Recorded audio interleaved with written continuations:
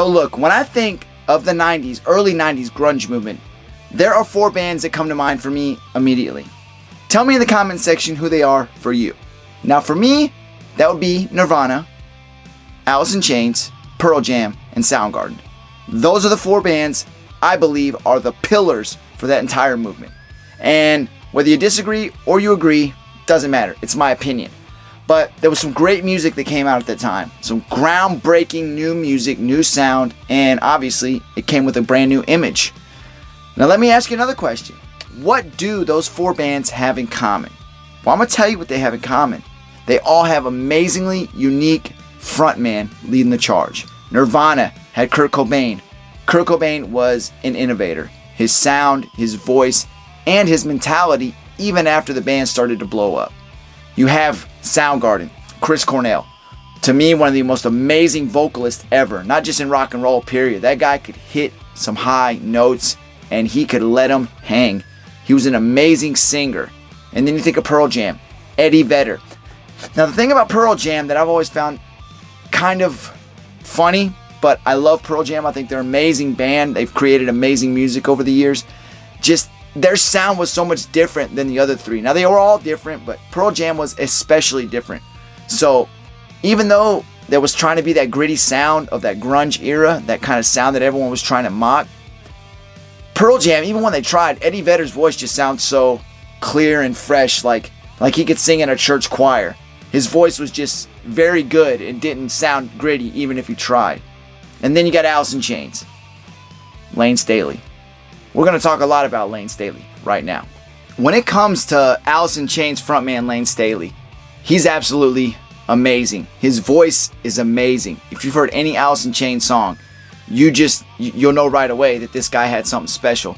And when it comes to the creative process of Alice in Chains, I give him and guitarist Jerry Cantrell a majority of the credit. Even though all the band members have been credited for different songs on different albums, you know that those two were pretty much driving that bus. But the thing with Layne is, no matter what he did, you felt the emotion. And I mean, he was great. I mean, he could get on that mic and do some special things as a frontman. And that's what you want from a frontman. Everything Layne Staley could do with a mic, he did it great. The thing I want to talk about is, it's just amazing how music can make you feel. I want to tell you about, my high school years when my music taste changed, because as I was younger, it was just whatever I heard around the house. And for instance, when I was around the house, when I lived with my grandma for most of my life, I would hear her listening to artists like Brooks and Dunn, George Strait, Alan Jackson. And then my grandpa, he'd be home after working hard all week, crack open a beer. I would hear some Waylon Jennings or some Conway Twitty. And then you go and I'd be around my aunt and I would hear some stuff like Poison, Motley Crue, Guns N' Roses. And then, like I said, as I got into my high school years, I was listening to bands like NoFX, Bad Religion, and then, who else? Rancid, Pennywise. And my favorite band at that time was a band that went by the name AFI. A Fire Inside. I love them. I've seen them at least 12 times, at least, that I can remember. And I loved some of the mainstream bands. I loved Green Day. I loved 3 Days Grace. I love Breaking Benjamin. There's so many bands that I loved. And as I've gotten older, I've branched out because all genres are great to me. I can feel something by listening to any type of music. My wife, she's a Latina. She listens to a lot of Spanish-speaking music. And some of that, it's just the same. Music is music. You can get emotion from any music, and we all use it for things in life. When we're sad, we listen to music. When we want to get pumped at the gym, we listen to music. When we're having a ceremony, a graduation, a party, some special event, there's always going to be music. So what Layne Staley and Alice in Chains brought to the music world and to us as fans and as music lovers was amazing. It was unique, one of a kind. Alice in Chains is Alice in Chains. There is no other. There's no replica for that. There never will be. And they made sure of that. Now, the thing with Layne was, he was 12 years old when he actively started playing in bands. And what he was originally doing, I think of one person that comes to mind. I think of Steven Tyler from Aerosmith. Before Steven Tyler was ever a frontman, he was jamming on the drums. He was a drummer. And he eventually transitioned into a lead singer. And as you can say, the rest is history. I mean, could you think of Steven Tyler doing anything but fronting a band? fronting Aerosmith. And that's the same thing Layne did. Layne was a drummer. He was a drummer, but when 1984 rolled around, he decided he wanted to be a lead singer. That's what he wanted to do if he was going to be in a band. It was 1985 when he actually got his chance. He joined a band that went by the name Sleaze. Now, Sleaze played one of their very first shows at the Student Activity Center in their school. It was a 45-minute little set, and they just rocked out. Nothing special. It wasn't like even these small bands that go to a club, you pay your sound man. They try to make it sound the best they can with whatever equipment you got. No, they set their equipment up, and they rocked out. And it was more of a glam metal style that they were trying to imitate at that time. But it's a pretty cool performance. You can actually go watch it on YouTube. That performance is out there. Sleaze 1985, one of their first performances. One of the first performances Layne did as a frontman for any band. Now, Sleaze, the band, was also in a movie in the mid-'80s, and it was a local public access channel in Seattle. It was a movie called Father Rock. They do a cameo in the movie, and it's very low budget. I couldn't find out much about it, so if you know anything about that movie, please give me some more info. I would love to know because it was hard to find. I was able to find some clips. I was able to find the clips of Layne in the movie, in the band Sleaze. But Layne started planting that seed early, man, and even the way he started with Sleaze, you could tell he was loving the mic in his hand, and he loved being a frontman, and you knew from the get-go he was going to be good at it. So it was in 1987 when the band Sleaze was changing their name, and they changed their name to Alice in Chains. Now keep in mind, this version of Alice in Chains was nothing like the Alice in Chains we would all eventually learn to grow and love. And again, they were still trying to portray that glam metal sound, but they started to transition into more of a speed metal sound, and dressing in drag when they were putting on their performances. Now when I think of drag, first thing I think of is Twisted Sister, because that was their image. They dressed in drag, but they rocked out, no doubt about it. Dee Snider is an awesome frontman, and what he did for rock music is amazing. They might not be one of the biggest bands in the world, but what Twisted Sister and Dee Snider did was cool. But I also think of another band that I saw in high school. Now, I didn't know who they were before I saw them. One of my friends invited me. I had a good buddy who was more into metal music. I was more into punk rock music. But he took me to a show of a band that went by the name GWAR. GWAR. If you've never heard of GWAR, go check them out. If you know who they are, then you know exactly what I'm talking about. They put on this insane show. It was more about the theatrics than everything. Their music was great too. It was this awesome metal sound, but even a crazier live performance. So bands like that, it's really about the theatrics just as it was the music at some point, but you're not going to get nowhere if you don't sound somewhat good. You're not just going to put on a crazy show. You might get some type of gig doing some stand-up acting and some crazy stuff, but you're not going to be taken serious as a musician if the sound isn't there. But 1987 also brought on something else. It brought the winds of change. That was when Layne Staley met guitarist Jerry Cantrell. They met at a party at a place called the Music Box in Seattle. This was kind of a club / studio, and a lot of the bands that came out of the Seattle area, they have roots there. And he met him there, and they hit it off pretty quickly, and eventually they'd become good friends. Now, Jerry Cantrell said at the time that they met, he was homeless. He didn't have a place to stay.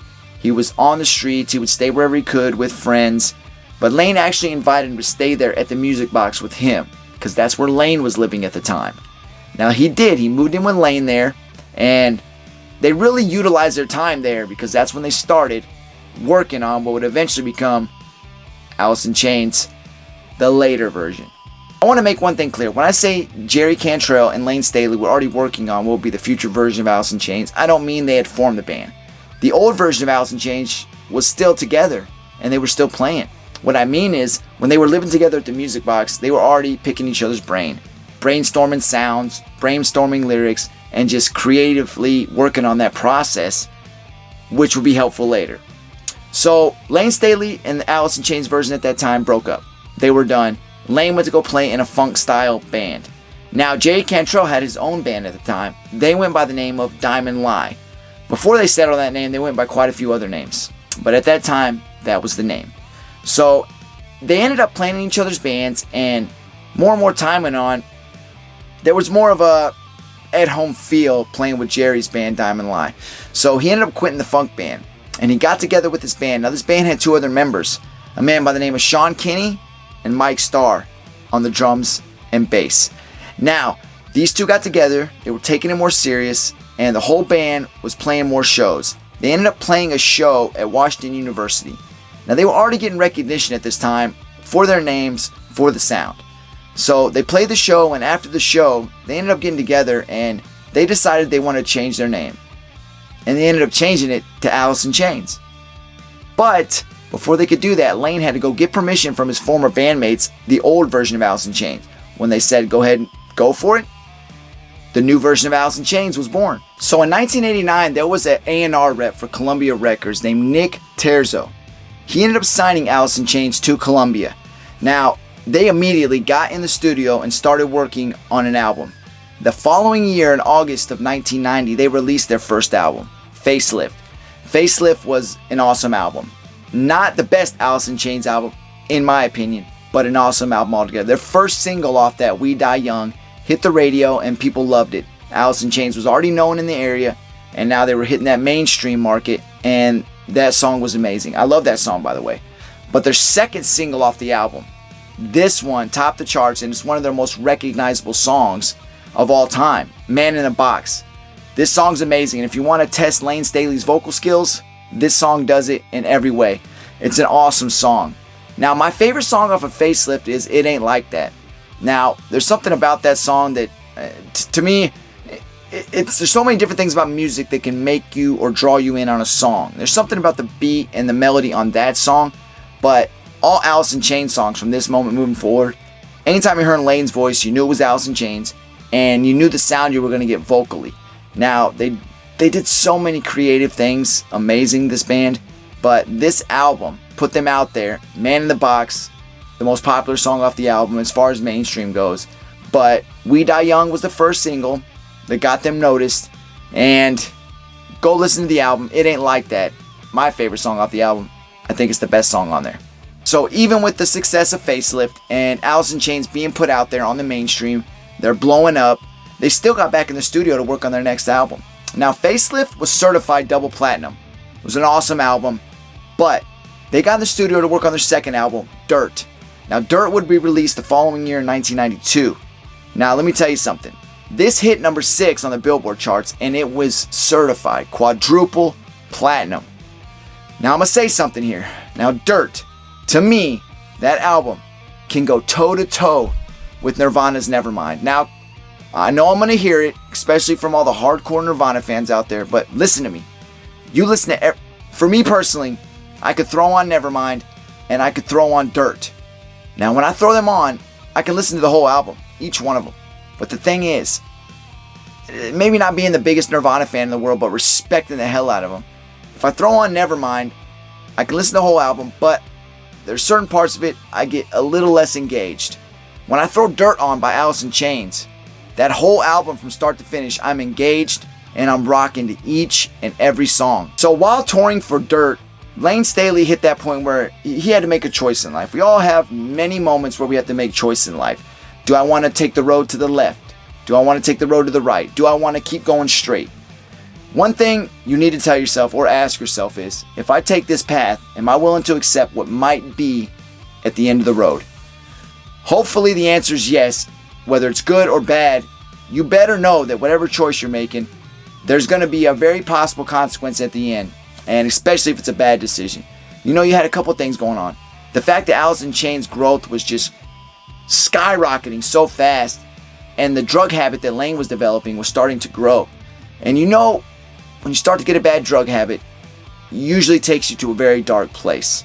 And I know a lot of people might not be able to relate to that out there, but it can take you to a very bad place mentally, physically, and it can definitely affect the relationships of the people around you.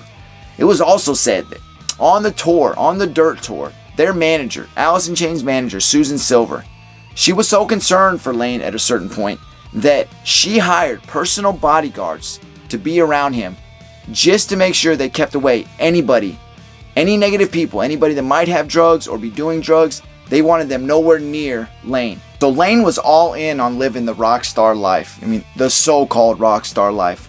Living wild, out of control, and crazy. And there's a lot of band members from other bands that would be touring with Alice in Chains, and they would recall stories that once they were off stage and everything, all the backstage antics, that Layne was all in. He was indulging in everything from painkillers to cocaine, and especially heroin. Now, it was the death of Nirvana frontman Kurt Cobain in 1994 that apparently scared Layne straight sober, but only for a short time. And he was back to his old ways, indulging in drugs and stuck in his addiction. You know, the touring manager for Alice in Chains was really trying to cover for the band, and especially Layne, because they turned down numerous offers to go on tours with other bands. But there was a saving grace on its way. Only thing that makes a saving grace is if you accept it and take it for what it's worth. Now, Mike McCready, the guitarist for Pearl Jam, he had a side project going on. He wanted Layne to sing in it. It was a band called Mad Season. And pretty good band, by the way. Pretty good material, in my opinion. But Mike McCready's thought process behind this was, let's get Layne in here around other musicians that are not on drugs, that are living the good, sober life. Maybe that will help Layne feel more comfortable with himself and decide that he don't need that stuff in his life. And that was the thought process. Unfortunately, something else bad happened around this time, and that was Layne Staley's ex-fiancée. She had died from an overdose, and this just killed Layne, took him into a tailspin. And from then on, people just said that he never recovered and he was never the same again. So it was in 1996 that his ex-fiancée overdosed and passed away. But something else happened in 1996 that was huge. MTV used to have this series. It was an unplugged series where bands would go on and they would do acoustic sets of some of their biggest songs. Now, Nirvana did an unplugged set, and this session that Nirvana did is historic. It was amazing. It'll go down in history as one of the greatest unplugged performances ever. Now, Alice in Chains was invited to do this. And leading up to their time to do the unplugged session and be live on MTV and try to replicate what Nirvana did, I don't know if that was their intent, but they had to try to fill those shoes because it was a standard set by Nirvana. They said that all the rehearsals which happened in Seattle leading up to them going to New York to doing their unplugged session were just an insane disaster. So many bad things were happening. When managers would go to check on Alice in Chains as they were doing their rehearsals, they said Layne was in withdrawals and just the whole thing was terrible. They didn't think that their show was going to go good at all. They didn't even know if it was going to happen at some point. But it did happen. And when it did happen, they were in the studio recording this unplugged session, and they said that Layne, he had his own stuff with him. He had to get high before he could even go on stage because he couldn't go on stage going through withdrawals. Not only that, lead guitarist Jerry Cantrell he had food poisoning at the time. They had to put a trash can next to him just in case he threw up. And you notice if you go watch the session, Layne had to have gloves on. He had gloves on so people couldn't see the track marks of his drug use. This ended up being an amazing performance. But it's kind of sad if you know some of the details and you go back and watch it now, because you look at Layne throughout the performance and you look at how all the guys were, to think that what they were going through, that they could go through with the performance. And not only that, end up being a great performance in the end. After Alice in Chains did the Unplugged performance in 96, they rolled into 97. They weren't really doing much anymore, and a lot of it was because of what Staley was going through. Now, for the next couple years, all the way up till the year 2002, from that 4.5 year span, you know, Layne Staley would get with Alice in Chains every once in a while. They did a great performance at the Grammys in 98, but there was just a lot of alone time for Staley. He was secluded to himself. He didn't want to be around a lot of people. He just wanted to be alone. I mean, he did a couple side projects. He'd still reach out to friends. People would come visit him at his house. And they said when they were there with Layne at his house, you know, he just wanted to be by himself, but he could talk. He was still himself. He was having fun. They could sit down and play video games and do all kinds of stuff if they went to him. But, you know, it was just clear that he just wanted to be alone and he didn't want to be out in the world. But you still can't stop a great musician who had a desire to play music from playing music. Like I said, he did a lot of projects in that time.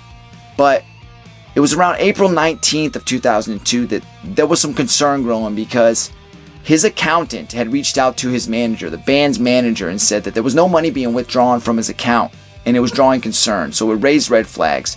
It was immediately that Susan Silver, the manager, reached out to Layne's mom, Nancy. And Nancy had already been concerned because she had went to his house a couple days prior to try to break some news to him about his ex-fiance's brother, who had also passed away. And there was no answer at the house, and there was concern because there was mail at his front door, and Layne Staley's cat at the time, who was usually quiet, his mother said, was meowing a lot. She looked back on it to say it was probably a distress call. So with growing concern coming from multiple parties, Layne Staley's mother, Nancy, their band's manager, Susan Silver, they immediately called 911 and a response team headed straight to the house. They entered the house only to find Layne Staley's body dead, decomposing on his floor. He was a 6 foot tall man. They said when they weighed his body at that time, he was only around 89 pounds. So they took him away, they did a toxicology report, and they found that he had an immense amount of heroin and cocaine in his system. They said that's ultimately what killed him.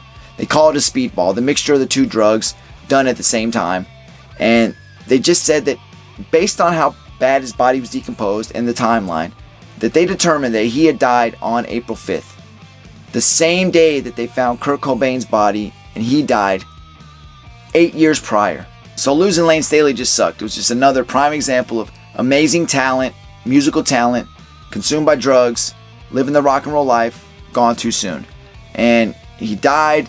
There was plenty left in the tank. I believe he could have did a lot musically, but unfortunately we'll never get to see that. You know, and there's a bunch of prime examples. I mean, people that died young. Jim Morrison, Janis Joplin, Jimi Hendrix, Amy Winehouse, Kurt Cobain. And the fact that they were all 27 even makes it more weird. The 27 Forever Club, that's what they call it. But Kurt Cobain is, I'm going to say, hashtag controversial. There's a lot of speculation around what happened to him. And I happen to err on the side of, I'm a little, suspicious too on what actually happened. Because yes, he was a drug addict. The rest of those I named, drugs were heavily involved in their death. Kurt Cobain, though he was addicted to heroin, it was a gunshot wound to the head and they claimed it suicide. But yes, I'm one of those people that say there's a lot more going on there than we probably know. But there's plenty of examples of great rock and roll artists that were heavily addicted to drugs and near-death experiences that it didn't happen. You know, you think of somebody like Johnny Cash. He was addicted to a lot of substances. He lived till he was old and gray in the hair. And, people like Slash, they say he was heavily addicted to heroin, bad on the drugs. He's still alive and kicking and still rocking and rolling today. Nikki Sixx, another big heroin addict, a lot of drugs throughout his life. He eventually moved beyond that and got into a sober life, got off addiction, and he's still out there kicking ass and rocking on. And Keith Richards, the guitarist for the Rolling Stones, that's an example of somebody that you definitely thought would have been dead and gone by their heavy drug use. They're still here today. So maybe it's just a case of what's meant to be is meant to be. Who knows? But what we got left with, Layne Staley version of Alice in Chains, is historic and awesome. And I can listen to an Alice in Chains song and it'll give me those emotions and it'll take me back to certain points of life. But that's what music does to all of us. If you say music don't do that to you, I'm going to say you're lying. Because whether you play music or you're just a music fan, like I said before, music is going to take you places and give you those emotions, and it's awesome. And I think that we should all appreciate music for what it is, no matter how it changes over time. Because I think a lot of those bands during the grunge movement, yes, even though it seemed like it happened so fast going from that transition to what 80s style music was, especially rock and roll, to jumping in the grunge movement, they say it just killed 80s rock altogether. It wasn't as quick as you think. It was a process of, most of those bands formed in the 80s and they appreciated those metal bands. They want to call them the glam and hair metal bands, or some of the other bands like Van Halen and Ozzy Osbourne. They weren't necessarily the glam metal, but it was still part of that metal 80s sound. They got a lot of their motivation and inspiration from those bands. A lot of them, like Nirvana, Soundgarden, Pearl Jam, Alice in Chains, especially Alice in Chains. But the fact that those seeds were planted in the 80s, they were already on their way to taking over well before the 90s grunge movement just punched us in the face. But, I'll say this. I love music, and I know there's a lot of you out there that do. So if you like what I had to say today, please like and subscribe. This is the American Dream Channel. We're going to tell stories about amazing people doing amazing things. If you got dreams and goals, go for them. I don't say that there's not going to be dark times. Getting addicted to drugs is one of them. But if you got your desire to do something, you got to go and do for it. You got to go for it. It's the bottom line, or you're never going to get nowhere. You know, you just got to do it. Get off your butt and go do something. Be something great. And again, like and subscribe to the channel. It's going to help me grow. YouTube will put me out there to a more vast, larger audience, and that'll help me in the long run. And doesn't mean there won't be dark times for me. If I can eventually grow and be successful in what I want to do, I'll be happy. But that doesn't mean everything's going to go perfect for me. But anyway, I encourage everybody to go out there and dream big, because that's what they do. That's what we do on the American Dream channel, I should say. Again, thank you for watching. Until next time, take care of yourself. I'm out.